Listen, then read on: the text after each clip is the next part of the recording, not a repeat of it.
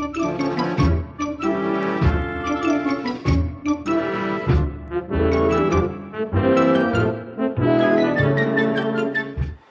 everybody, welcome back to the channel. We have yet another couple of reviews up our sleeve. Today we're looking at this from our Texan sister from another mister, Mondo. And they are bringing us this incredible Alfred Hitchcock 1/6 scale figure. Now this comes in a very simple and nice, elegant box. As you can see, the classic profile sketch here on the front. You've got the signature on both the left and the right sides. At the top, it basically has a combination. And then on the back, it has an image of the infamous master of suspense himself. Now, the box also features a front Velcro panel that opens, and it is covered with a plastic to keep it safe. And then in here it has a quote, and it says, "Always make the audience suffer as much as possible." Of course, that would only come from Mr. Alfred Hitchcock, the fantastic and incredible director of so many films, from Marnie to The Birds to Psycho. There were so many fantastic films. Now, I'm going to get right to this review. I'm going to open it up. It's got a little tab in the back that you open. And we're going to have a look at this figure in all of its glory.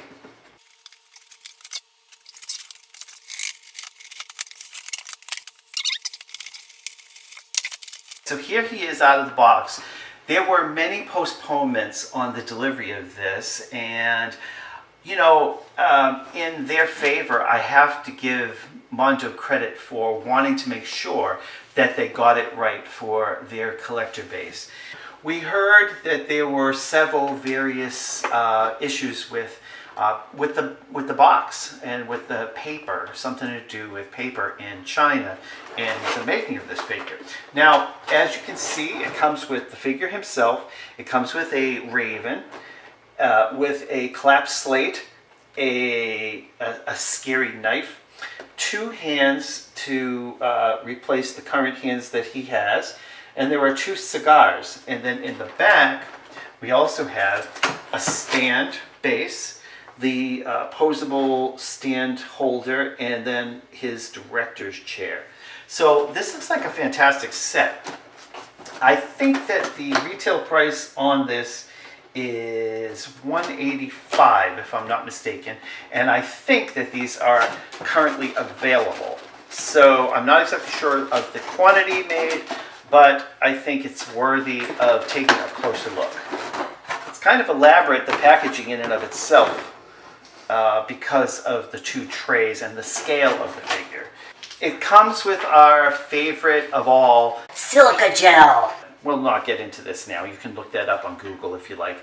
I have to say that the facial features here are incredible. They are so spot on. I don't know about this little hair patch or this sort of skin deformation for the director. I'm sure he had it, otherwise they probably wouldn't have it there. The suit is just slightly oversized. He was a very rotund man, and it looks like there is articulation in the elbows, at the wrists, and the head here, but the face is fantastic. They did a really great job. For anyone who used to watch late night black and white movies, he was always there to narrate and introduce his films on television. They have some padding here on his legs, his upper legs, and I suppose that's to give you that heavier male effect. However, I don't think it's actually the figure. I think there's like some foam padding to add a little bit of heft. He's got these sort of super cool black shoes. He's got black, they're not really black socks, they're like black leggings, but they go down to his ankle. The pockets actually have a little stitching here. The tailoring is really nice. There's a little bit of a low pocket right here and probably here as well. And this pocket looks like you could put something in there like a cigar. Voila. And you can't really put it all the way down in there, but you can put it like that. And you could hide a knife in here if you'd like. Look at that. But let's check it out in his hand. The hands here is sort of like a closely held fist. Don't think that that Hitchcock himself ever murdered any of his own featured actors or what have you. I'm sure he would have liked to, because most directors, you know, have a certain level of patience for their actors.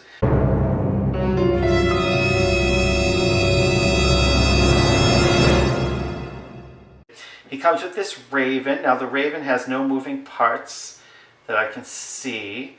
But it is a little bit flexible in terms of the legs, so you can get the feet just right so he can stand up. Classic raven. And here's the clap slate, which is a working clap slate. You gotta love that. It's kind of slightly rubberized. He did a good job on this. Director is Hitchcock and camera is J. Russell, 1960. For your curiosities and for your trivia, what film were they filming for this clap slate here? Maybe there's some giveaways here. Here's another cigar. I don't think, you can't really put the cigar in his mouth. He doesn't have, like, the mouth doesn't open and there's not a hole there, but he's got the cigars, famous for being a cigar smoker. And then let's just change out a hand here just to see how easy it is. That popped right off. Pull up the sleeve a little bit. And it pops right in. So that's really, really cool. The fingernails are actually slightly painted at the tip and at the cuticle. So there is a slight bit of white there. I'm going to open up the jacket just to see if I can do that. There are little snaps there, so that works nicely. Thank you. I've had problems with that on other 1/6 scale figures in the past. Oh my goodness, look at him. He's so rotund. I like it. All foam in here as well as on the legs, so that's like an added layer underneath the shirt. And it looks like the shirt is likely Velcro. So if you wanted to change that out, you could do so. I'm going to button this back up to see how easy it is to button back up, and that was a snap. No pun intended. The hips don't really move that much, and that's due to the foam insert there. So just so that you know, I can't imagine when you think of Alfred Hitchcock of there being that much posability, or like, he's not an action star, so you're really not going to do much of that kind of hoop-de-ha.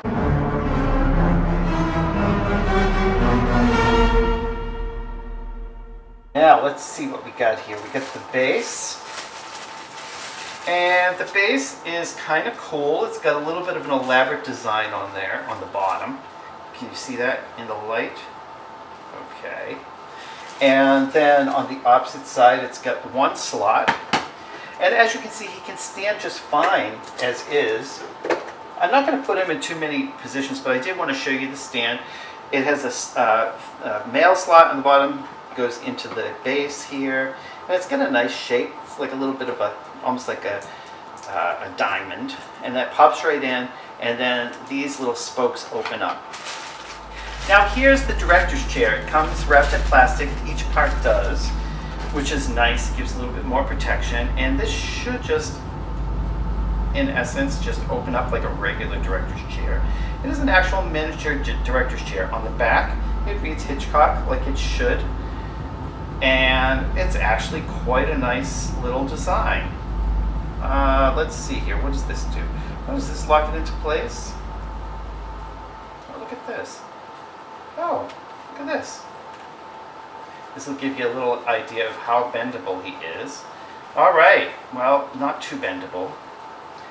Not that much flexibility here. The feet flex, and then here he is in his chair, sort of in his chair. Oh, the back moves. Okay, so the back has some flexibility. It needs a little bit of you know, a little bit of flexing, a little bit of getting everything just in place, just so. And actually, you know what? That looks kind of good. I don't think it's too bad at all. I mean, let's see if his leg moves back. Oh, it does. Okay.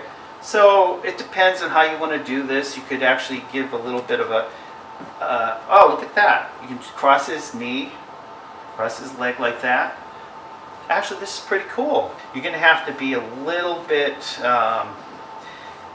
caring about the way in which you place and move the figure. Not that there's going to be any broken parts or anything, but you just want to get him just right to make him look kind of lifelike.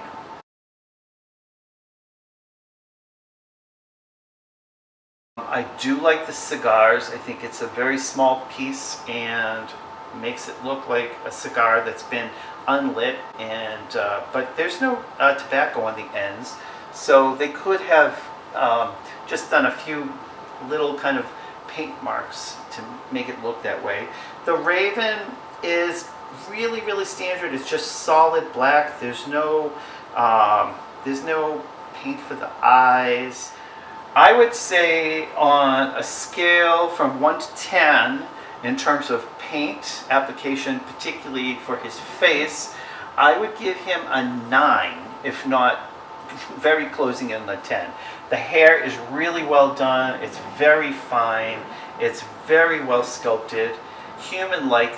The skin actually has kind of a mottled look that makes it look like flesh.